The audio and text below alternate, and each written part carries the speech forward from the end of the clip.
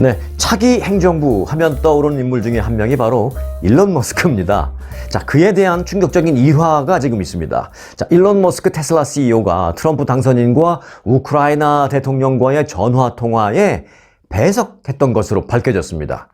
머스크 CEO는 이같이 미국 대통령의 정상 간 통화에 같이 배석하는 것으로 트럼프 2기의 최고 실세이다라는 것을 또 한 번 증명한 셈입니다.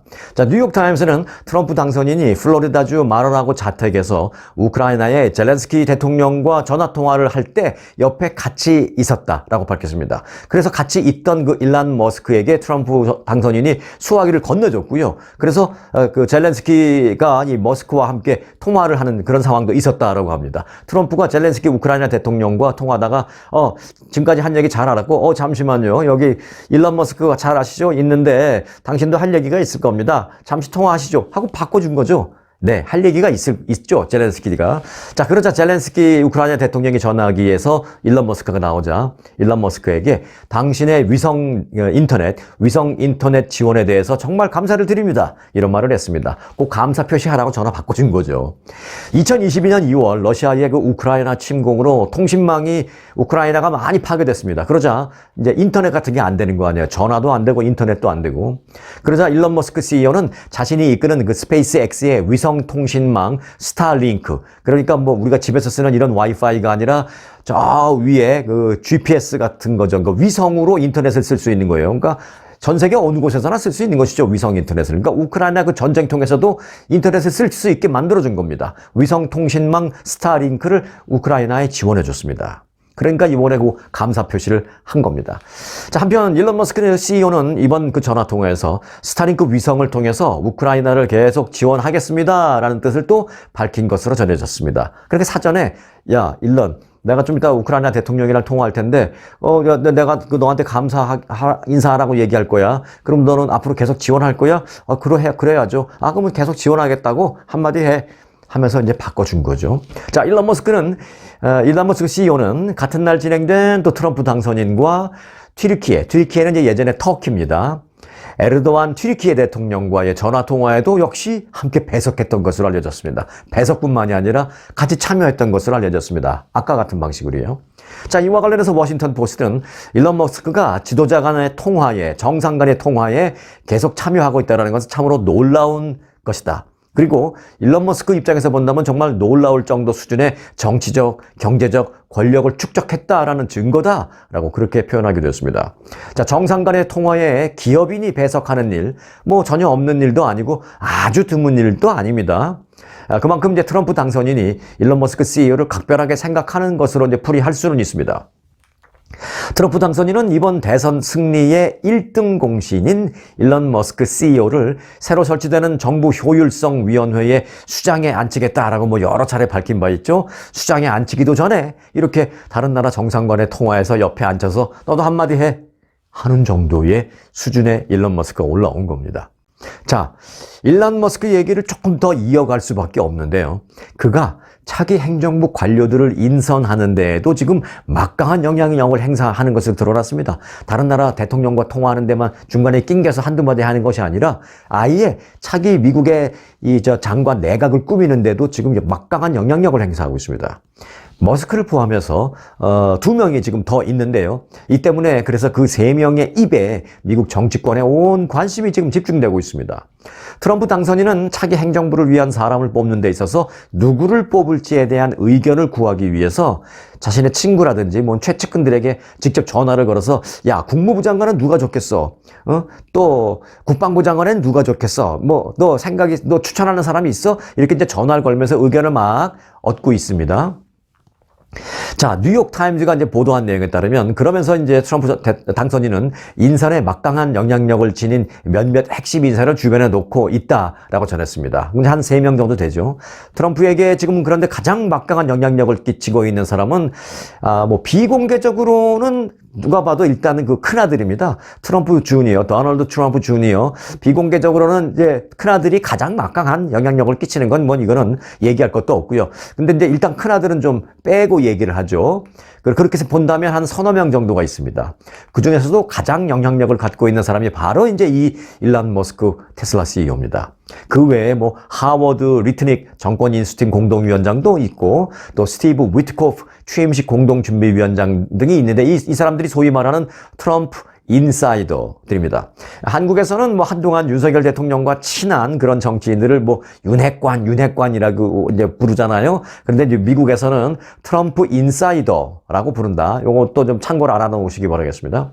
자, 우선 이번 대선에서 트럼프 캠프에 1억 달러 이상을 투자하면서 승리의 1등 공신으로 자리 잡은 인사이더 중에 인사이더, 일론 머스크. 그는 최측근 중에서도 이제 핵심으로 좀 급부상해 있습니다. 지난주 트럼프 당선인이 자택인 그 플로리다주 팜비치에 있는 마러라고 그 리조트에서 첫 정권 인수 회의를 시작할 때도 일론 머스크는 딱 와서 맨 앞에 가장 가깝게 앉아 있었습니다.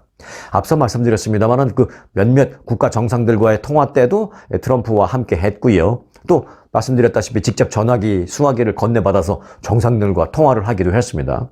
자, 일론 머스크는 SNS에 공화당 상원 원내대표 경선에 지금 출마한 릭 스캇 상원의원이 있는데 이 릭 스캇 상원의원을 원내대표로 보내자라는 내용의 또 글을 딱 올렸습니다. 일론 머스크는 릭 스캇 상원의원을 상원 다수당은 이제 공화당이죠. 상원 다수당 원내대표로 점점점이면서 이제 지지글을 올렸습니다. 머스크는 그런데 이제 사실 그 이해충돌 부분에 있어서 좀 조심해야 됩니다. 이렇게 사실 정치적인 부분을 앞뒤 분간 없이 사실 하면 좀 위험스러운 부분도 좀 있습니다. 이해가 상충되는 그런 부분 때문에 조심해야 되는데, 이렇게 막 글도 올리고, 전화통화 막 외국 정상들과 하고, 이래도 되는지 저는 좀, 잘못하면 좀 위험하다. 좀 조심해야 된다. 아니, 일론 머스크를 위하는 그런 마음에서 그런 생각이 듭니다. 왜냐하면, 일론 머스크의 여러 가지 사업이 지금 미국 정부와 주요 계약을 맺고 있는 그런 상태이기 때문입니다. 지금 현 정부에서 진행되고 있는 여러 가지 계약되어 있는 일론 머스크와 사업이 계속 많이 있습니다. 실제로 국방부는요, 일론 머스크가 설립한 우주기업 스페이스 X에 지금 크게 의존하고 있습니다. 뭐 로켓 쏴 보낼 때 여기서부터 여기까지는 일론 머스크 스페이스 X가 쏴, 그 다음에 우리가 할게 뭐 이런 식으로 같이 협업하는 것도 많고요. 자, 이런 가운데 일론 머스크는 만일 자신이 그 이해 충돌 문제 때문에 공개적으로 직책을 맡기 어렵다라는 그 판단도 할 거 아니에요. 똑똑하니까. 그런 걸 대비해서 자신의 직원 중에 최측근 일부를 그 차기 정부에 차기 정부에 배치하려는 그런 노력을 또 마쿠에서는 하고 있다라는 그런 얘기도 나오고 있습니다. 자, 일론 머스크 다음으로 지금 트럼프에게 영향력을 행사하고 있는 사람은 투자은행 캔터 피츠제럴드 CEO인 러트릭이라는 사람입니다. 이 러트릭이라는 사람은요, 정권 인수팀 공동위원장인데 지금 현재 일을 시작했어요. 어마어마한 일을 하고 있습니다. 뭘 하고 있느냐? 아주 최고위급 뭐 장관 임명 요런 거는 이제 일론 머스크하고 트럼프의 큰아들하고 이렇게 하는 것 같고요. 이 러트릭이라는 사람은 지금 4,000명에 달하는 무려 4,000명에 달하는 이 새로운 행정부의 고위급 공무원 인선 작업을 현재 진행 중에 있는 상황입니다. 여러분들 같으면 어떻겠습니까? 여러분들에게 그런 권한을 준다면 한 10여 명쯤 달하는 장관급 인사에 당신이 좀 주도적으로 진두지휘 할래? 아니면 4,000명에 달하는 뭐 하위 공무원 아니고요. 고위급 공무원 뭐 그런 사람을 인선하는데 할래? 둘 중에 여러분 같으면 어떤 걸 하시겠습니다. 이건 뭐 개인적인 어떤 뭐 이익 관계 이런 거를 뭐 차치하더라도 둘 다 이제 어려운 일입니다만은 둘 다 어마어마한 권력을 가진 어마어마한 권력을 휘두르는 자리인 것만은 분명합니다. 자, 대통령 선거 다음 날부터 그래서 러트릭이라는 사람은요, 마러라고 자택에 아예 가서 그 며칠째 지금 계속 머물면서 거기서 그런 일을 하고 있습니다. 또 이 러트릭 본인이 아예 차기 재무장관 후보로 거론되고 있기도 합니다. 그 이제 뭐 딜을 하고 있는 거죠. 아예 제가 이 일 다 할 테니까 걱정하지 마시고 저 재무장관 자리 하나 남겨놔 주세요. 그리고 나머지 이런 부분 걱정하지 마세요. 제가 다 알아서 하겠습니다. 뭐 이런 거. 그리고 이제 사업적인 측면에서는 또 어떤 걸 또 트럼프에게 가져가야 됩니다. 트럼프는 비즈니스맨입니다. 스틸. 그리고 또 한 사람은 그 위트코프라는 사람입니다. 그 역시 사업가입니다. 부동산 사업가인 위트코프는 골프광인 트럼프 당선인의 어찌 보면 골프 파트너입니다. 골프 친구. 지난 9월 트럼프에 대한 두 번째 암살 시도가 골프장에서 있었죠. 네, 당시 그 플로리다주 골프장에서 트럼프와 함께 골프를 치던 사람이 바로 그 위트코프입니다. 위트코프는 트럼프 당선인에게 가상화폐 관련된 기업인들을 또 여러 명 많이 연결해주고 있는 것으로도 알려졌습니다. 요즘 비트코인 엄청 튀고 있죠. 네. 자, 일론 머스크, 러트닉, 그리고 위트코프 모두 공통점은요.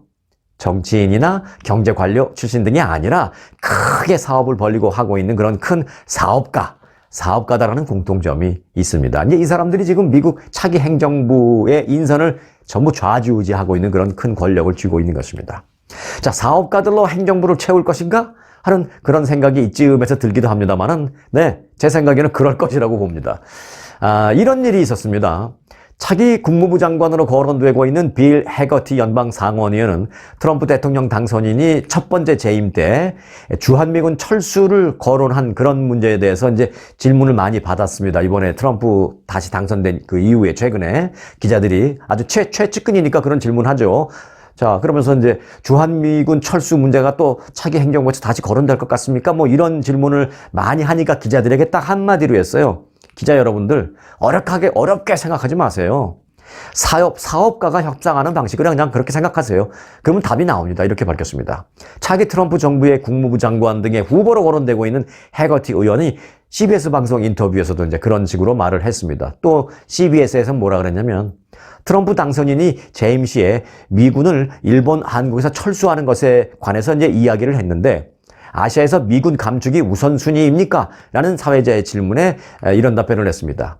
일본은 뭐 오래전부터 그래도 부자 나라였긴 했습니다만 한국 같은 경우에는 40, 50년 전만 해도 개발도상국이었습니다. 아니 후진국이었습니다. 한 20, 30년 전만 해도 개발도상국이었습니다. 그러나 오늘날 보십시오. 한국은 개인 소득은 일본을 앞섰고 일본, 한국 모두 지금 완전한 선진국이 되었습니다. 라면서 질문이 또 그러자 질문이 동맹을 벌일 수도 있다라고 말한 것이 긍정적인 메시지는 아니지 않습니까? 아무리 그 선진국이 다 됐다라고 해서 이제부터는 너희들이 알아서 해라고 동맹을 그냥 버려버리는 것이 그걸 이제 긍정적인 메시지로 생각할 수 있지는 않지 않습니까? 라고 이제 진행자가 묻자 또 뭐라고 이제 이 사람은 얘기했냐면 일본은 그들의 국방 예산을 1%에서 GDP 1%에서 2%로 2배로 늘리기를 했지 않습니까? 이것은 바로 긍정적으로 볼 수 있는 부분입니다. 왜 사회자 당신은 우리가 이런 걸로 인해서 일본의 국방비가 올라가게 만들었고 일본의 국방비가 올라감으로써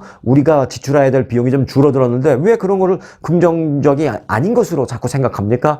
라고 말하면서 추가적으로 부연 설명을 했습니다. 뭐라고 했냐면 이것은 우리가 가야 하는 방향입니다. 앞으로. 그리고 일본이 그렇게 변화된 저 모습을 잘 보십시오. 이건 한국에게도 마찬가지로 적용해야 됩니다. 라고 말하면서 Same for South Korea라고 강조했습니다. 한국에게도 마찬가지다. 한국도 마찬가지다. 이런 얘기죠. Same for South Korea라고 크게 강조를 했습니다. 자, 이와 관련해서 빌 해거티 의원은 트럼프의 정책을 이해하는 것은 아주 심플하다. 사업가적인 마인드로 접근을 하면 쉽게 이해할 수 있다라고 말하고 있습니다. 자, 사업가적인 마인드. 요 키워드 잘 기억해 놓으시기 바라겠습니다. 이런 가운데 한국의 윤석열 대통령도요, 지금 트럼프 당선인과의 외교를 준비하기 시작했다라는 소식이 엊그제부터 들려오고 있는데, 자, 윤석열 대통령이 트럼프와의 외교를 위해서 준비하는 것은 앞서 말씀드린 그 사업적인 마인드, 사업가적인 마인드가 아니라 골프다라는 것입니다.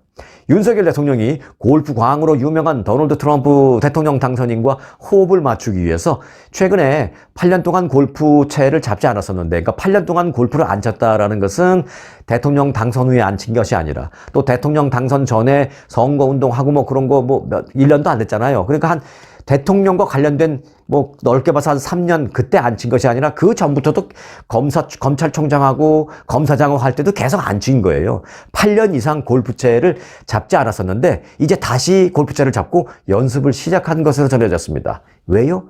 트럼프하고 골프 외교하겠다고. 자, 대선에서 트럼프 전 대통령이 당선되자 윤 대통령 주변에서는 골프 외교를 위해서 준비하셔야 되는 것이 아니냐라는 그런 조언이 있었다고 합니다. 그 조언을 누가 했는지는 모르겠어요. 그 조언을 누가 했는지는 알려지지 않고 있습니다. 여하튼 트럼프하고 외교하려면 골프 외교에 하셔야 되는데 골프 연습 좀 그럼 하셔야 되는 거 아니에요? 뭐 이런 식으로 조언을 했다는 거죠. 자, 윤 대통령이 골프채를 다시 잡은 것은 8년은 넘었어요. 거의 뭐 10년 넘었다고 합니다. 뭐 비공식적으로 들리는 것은 10년 이상 골프를 치지 않았다는 것은 어찌 보면 일단 처음부터 다시 시작해야 된다는 것입니다. 물론 아주 생초짜고는 틀립니다. 아주 생초짜는 뭐 나름대로 걸리는 시간이 있지만 뭐 10년 동안 안 쳤다 하더라도 그 전에 쳤던 사람은 뭐 한 달 정도 하면 바로 뭐 다시 나오는 경우도 많이 있습니다. 그런데 이제 윤 대통령은 검사 시절에는 뭐 종종 골프채를 잡았던 것으로 알려졌습니다만은 사실 10년 이상 골프를 안 친 것으로 알려졌습니다. 조금 더 정확하게는 윤석열 대통령의 경우에는 지난 한 2010년 이후에는 뭐 골프를 거의 치지 않은 것으로 알려졌습니다. 이 때문에 일각에서는 그 골프 외교도 좋지만 골프라는 것이 하루아침에 연습한다고 되는 것이 아닌데 굳이 골프 외교를 한다고 갑자기 되겠느냐라는 그런 의문도 제기하고 있습니다. 자, 어찌됐든 이제 실제로 트럼프 1기 재임 시절 기억하십니까? 당시에 그 아베 신조 일본 총리가 트럼프 대통령과 여러 차례 골프를 치면서 그 미일 정상 외교를 하기도 했었죠. 그래서 뭐 그때 뭐 아베 총리가 골프 외교를 뭐 잘하니 못하니 뭐 그런 얘기도 있었습니다. 2016년 11월이었던 거예요. 그때 아베 총리는 당선자 신분이었던 트럼프 대통령과 만났을 때, 그러니까 딱 지금부터 4년 전이죠. 딱 지금 같은 그런 시기 당선자 신분이었던 트럼프와 만났을 때도 황금색 일제 골프채를 선물해주면서 친분을 다지기를 했습니다. 그리고 2017년 11월에 일본을 방문했죠. 1년 대통령 되고 1년 안 돼서 이제 일본을 트럼프가 방문을 했는데 그때 트럼프 대통령과 골프를 쳤습니다. 그때 아베 총리는 여러분들 그 영상 지금 기억하시는지 몰라요. 트럼프 당시 대통령과 골프 칠 때 아베 총리는 벙커샷을 한 후에 이 벙커가 좀 높더라고요, 턱이. 그 벙커샷을 한 후에 이 벙커 밖으로 나오려다가 이렇게 뛰어 나오려다가 뒤로 완전히 발라당 뒤로 자빠지는 그런 장면이 전 세계로 타전되기도 했습니다. 망신이었죠. 당시 트럼프 대통령은요, 뒤로 그렇게 완전히 발라당 뒤로 넘어져서 다시 벙커로 빠져버리는 그런 아베 총리를 뒤도 돌아보지 않고 그냥 가버린 그런 영상이 화제였습니다. 이에 따라서 이제 윤석열 대통령이 트럼프 당선인과 골프 외교를 한다고 뒤늦게 골프 연습을 하는 게 과연 실효성이 있느냐에 대한 의견이 좀 분분한 상태입니다. 일본 언론에 포착된 것도 이제 근데 그 당시 이제 유명한 일화로 넘겨지듯이 자칫 윤석열 대통령이 이런 웃지 못할 영상이 퍼지지 않을까 자칫 골프 얘기한다고 그래서 이제 걱정입니다. 실제로 당시 그 일본의 산케이 신문은요, 정상 간의 신뢰 관계가 중요한데 당시 아베 총리와 트럼프 대통령과의 골프 라운딩이 과연 얼마나 밀도 있는 친분을 쌓았는지에 대해서 강한 의문이다라면서 굉장히 비판적으로 보도를 한 적이 있었습니다. 네, 요 얘기는요, 오늘 영상 마무리할 때 다시 한번 제가 터치해서 조금 더 부연 설명과 함께 제 생각도 말씀드리도록 하겠습니다. 자, 아시안계 유권자들이 이번 선거를 보니까 굉장히 보수화됐다라는 분석이 나왔습니다. LA타임즈는 아시안 유권자들의 그 보수화 상황과 그 원인에 대해서 상세히 조명하면서 이런 당적 변화가 이미 점진적으로 일어나고 있었고 공화당에게는 새로운 미래를 제시하고 있는 것이다라고 보도했습니다.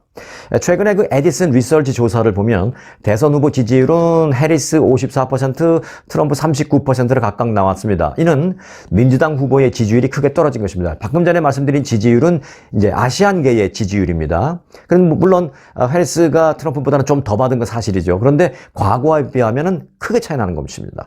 지난 2020년 대선에서는요, 민주당의 바이든이 61%, 공화당의 트럼프가 34% 아시안계 유권자들의 지지율을 받았는데 이것에 비하면은 크게 10% 이상 차이가 나는 것입니다.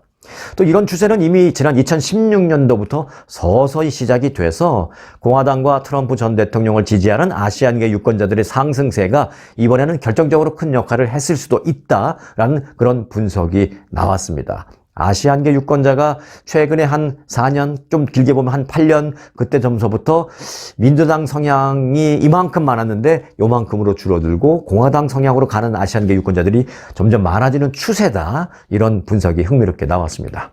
네, 현대차 그룹 자회사가 굉장히 많은데요. 그 자회사 중에서 아주 재미있는 자회사가 있습니다. 로봇 만드는 자회사가 있는데 그냥 단순 로봇이 아니라 로봇개 만드는 겁니다. 뭐 기르기 위해서라기보다는 여러 가지 기능, 이용하기 위해서 여러 가지 이유가 있습니다. 자, 현대차 그룹의 자회사인 로봇 공학 기업 보스턴 다이나믹스라는 회사의 사족 보행 로봇개, 그러니까 네 다리로 걸어가는 그 로봇 개 이름이 스팟이라고 붙여졌습니다. 그 스팟이 트럼프 대통령 당선인 경호에 투입됐습니다. 그러니까 이걸 뭐 경호원이라고 불러야 돼요? 경호견이라고 불러야 돼요? 경호 로봇이라고 불러야 돼요? 아, 요즘은 로봇이라는 것은 이제 봇만 빼고 이제 하니까 경호봇이라고 부르면 되겠네요. 자, 뉴욕타임즈는 트럼프 말하라고를 순찰하는 로봇 개로 순찰을 강화하다라는 제목의 기사를 보냈습니다.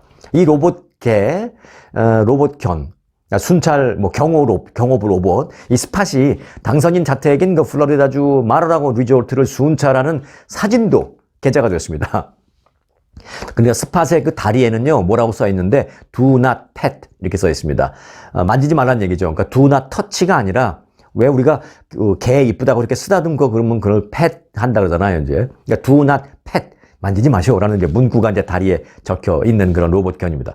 이 몸통 위에는 첨단 센서로 보이는 기계들이 장착되어 있습니다. 대통령 경호를 담당하는 비밀 경호국은 이 로봇개가 정식으로 비밀 경호국의 소속이다라고 공식적으로 확인을 했습니다. 비밀 경호국 측은 로봇개는 감시 기술과 비밀 경호국 경호 작전을 지원하는 다양한 첨단 센서를 갖추고 있다라고 설명했습니다. 자, 이 회사 보스턴 다이나믹스의 로봇 개가 대통령 당선인의 경우에 활용되는 것은 현대차 그룹에게는 사업적인 측면에서 아주 호재로 작용할 것으로 보이고 있습니다.